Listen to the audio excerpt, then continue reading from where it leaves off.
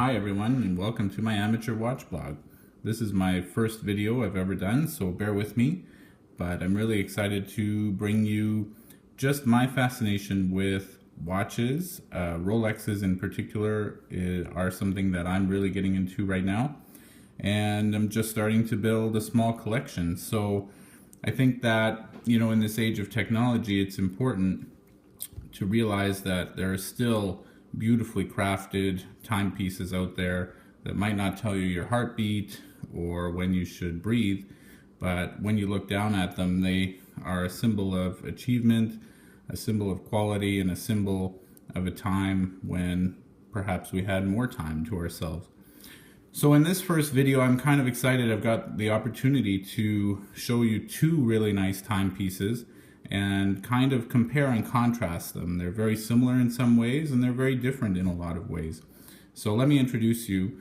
This is a friend of mine lent me this watch. This is a very beautiful two-tone 1970 Rolex Datejusts 1601. As you can see, two-tone yellow gold and stainless steel with the Jubilee bracelet, fluted bezel. Just a beautiful watch. It's in really good condition. It's not a watch that's been babied, but it's definitely still got some pop to it for sure. The other watch that we have to look at today is my own. This is a contemporary Rolex Datejust. This is a 36mm 116-200. Beautiful watch, and I really like owning this 36mm watch because it's been mostly the 41mm Datejust 2 and Datejust 41 that have been getting a lot of the press lately. And this is a modern incarnation of this classic 1601 here. So this one here is the all stainless steel model with the smooth bezel. Relatively, probably the most basic Datejust that you can buy right now. And it just has a very classic look to it, just like its actual classic brother here, the 1601. So what are we doing here today? We're going to compare these watches, some things that I like about both of them. They're really watches that I'm not going to criticize because I'm not really qualified to criticize any watches because I don't make them myself. Let's start with the feel of the watches. Now, you might think, with all the bracelet stretch that this one has had, very, very old watch, that this does not feel as substantial as this watch here. That's actually not true. You've got a very substantial watch here, and one of the things that makes it feel so solid is the fact that it's a very, very thick watch in profile. If you see from the side here, this raised acrylic crystal, which is gorgeous, by the way, gives the watch a very, very thick width top to bottom here. So when it sits on your wrist, like I'll show you right now, it sits up very nice and high. Definitely proud to be there. So despite its 36mm size, narrower lugs, and lighter bracelet, definitely not a watch that you would ever feel embarrassed to show off as a men's wristwatch. Contrast that to the feel of the newer 1162. This has all the latest Rolex innovations. Of course, you've got the wider lugs on the case. The case itself is just kind of more substantial. But that's offset by a slimmer profile crystal that you can see here. It's not as raised as the acrylic. This one here is a sapphire crystal, so very, very high quality and almost scratch proof, one would say. But the profile is not quite as thick as with the raised crystal there. So both watches have a similar heft and wear very substantially, but they wear very substantially in different ways.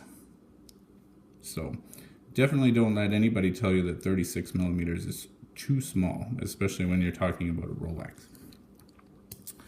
So a couple of other things that we can contrast. There are two different watches. We've got the Oyster bracelet and the Jubilee bracelet here. We'll get to that in a minute.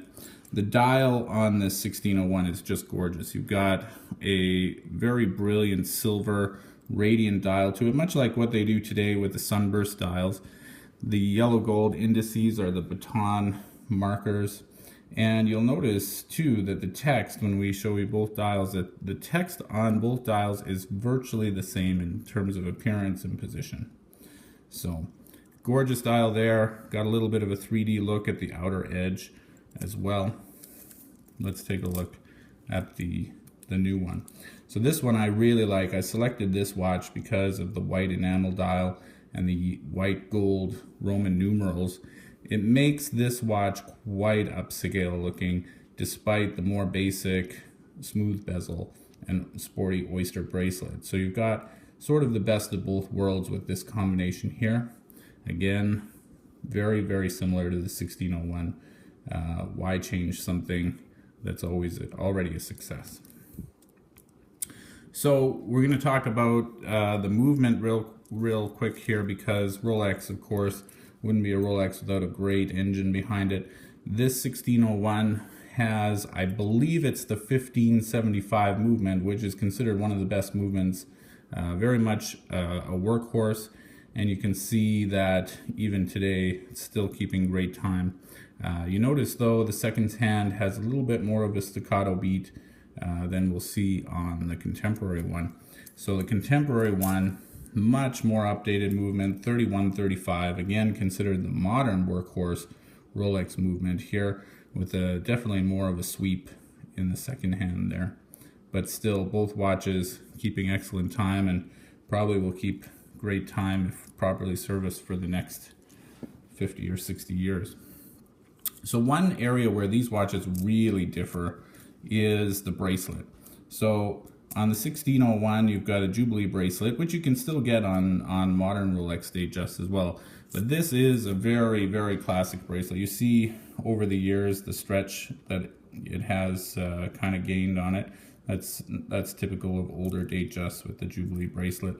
And of course the end links are a little loose there, and they're not as robust feeling as the new one. However, when it's put on the wrist, I've found after wearing this watch for quite some time that it's very solid, very secure. I was really surprised after first handling the watch and feeling how sort of flimsy the bracelet appears at first. I was surprised at how secure it felt on my wrist. I don't have any doubts that this would stay nicely on my wrist for days and days and days and days and maybe even years. But there is quite a contrast, especially when you get to the clasp, and you see this classic Datejust clasp from the 70s here. Probably wouldn't pass muster on too many modern watches that are much less expensive than contemporary Rolexes are. You see it's very thin, and then you've got, I think a lot of people called this the can opener clasp. That's how you would adjust it back then, is with all the little rivets in there. And this one here actually, when it is shut, and when you shut it, it's very tight. But again, a very simple era solution for this bracelet. Now, if we look at the brand new one, it's night and day. This new oyster clasp bracelet here definitely has a lot of heft to it. I mean, we're talking about an oyster bracelet, so the links do feel a little bit more substantial anyway.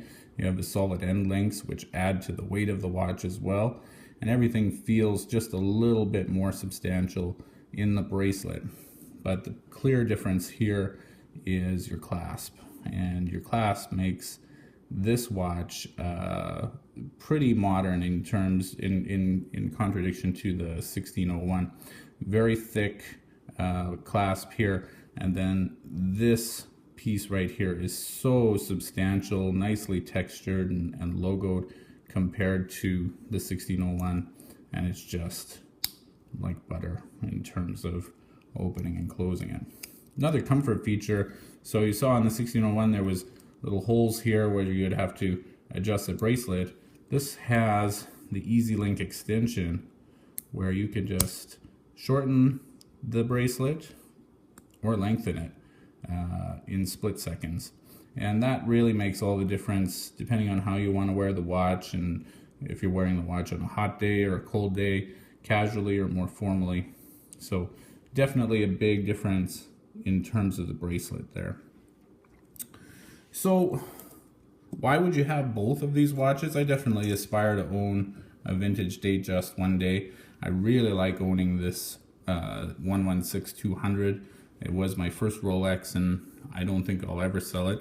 The reason that you would have the two is the vintage watch really does provide some things that you just can't get on a modern Rolex. I mean, these holes in the case here for removing the bracelet, I mean, that to a lot of people is a sign of you know, a really discerning watch lover. Is you've got the holes in the bracelet. This, again, I can't emphasize how amazing this acrylic crystal is. It feels solid. It has like a really solid feel, and again, it makes a watch very substantial. And you know, that classic two-tone Datejust look hasn't gone out of style for 60 years now. It's not going to go out of style anytime soon. So definitely would recommend, if you're buying a Datejust, if you can only have one, make sure you look at a vintage one and a new one at the same time. I'd wear this watch, this 1601, I'd wear with a nice pair of blue jeans and a basic t-shirt, and it really draws a lot of attention to the watch, and it really classes up your overall ensemble. The white-faced new model, again, you can definitely wear it casually. This one here as well looks great with a suit, particularly a dark monochrome suit.